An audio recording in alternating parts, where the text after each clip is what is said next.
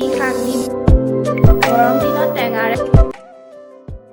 Hi guys, good morning. নতুন এটা recipe ভিডিঅ'ৰে সৈতে আপোনালোক সকলোকে খুচিজ ক্ৰিয়েশ্যনলৈ স্বাগতম জনাইছোঁ।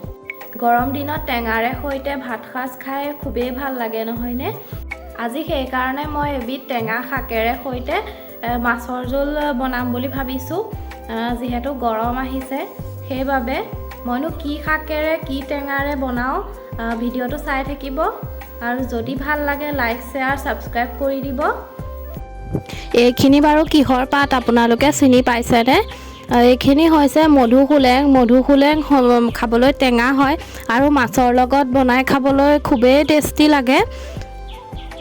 আজি মধুসোলেং আৰু আলু দি পেলাই মাছৰ জোল বনোৱা হ'ব। মধুসোলেংখিনি ইয়াক মায়ে কাটি লৈছে আৰু আলুখিনিও বইল কৰি পিটিকা বনাই লোৱা হৈছে অকণমান।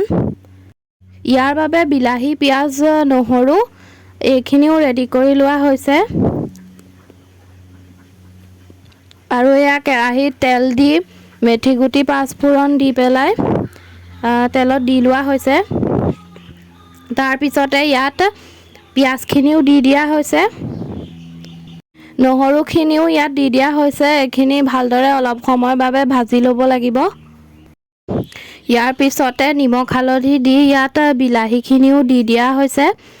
এইখিনিও ভালদৰে ভাজি লৈ তাৰপিছতে ইয়াত শাকখিনিও এতিয়া দি লোৱা হৈছে, কাৰণ এইখিনি অলপ সময় ভাজি ল'ব লাগিব। এইখিনি ঢাকি অলপ ভাজি লোৱাৰ পিছতে আলুখিনিও ইয়াত মিক্স কৰি দিয়া হৈছে আৰু এই আটাইখিনি এতিয়া অলপ সময় জুইত ভাজি ভাজি ল'ব লাগিব আৰু ইয়াৰ বাবে মাছ লৈছোঁ। অলপ সময় ভাজি হোৱাৰ পিছতে এতিয়া ইয়াত অলপ পানী দি দিয়া হৈছে আৰু এইখিনি জুইত ভালদৰে উতল আহিবলৈ দিয়া হ'ব। অলপ সময় উতলাৰ পিছতে ইয়াত মাছখিনিও দি দিয়া হৈছে।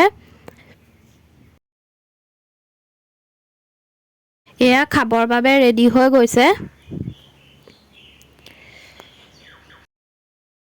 খাবলৈ খুবেই টেষ্টি হৈছিল। আপোনালোকেও এনেকৈ বনাই খাব গৰম দিনত। আপোনালোকে নিশ্চয় গম পালে মইনো কি শাক দি বনালোঁ। আপোনালোকেও বনাই খাই চাব যদি আপোনালোকৰ ঘৰত পায়। আন ক'ৰবাৰ পৰা আনি হ'লেও খাই চাব গৰম দিনত।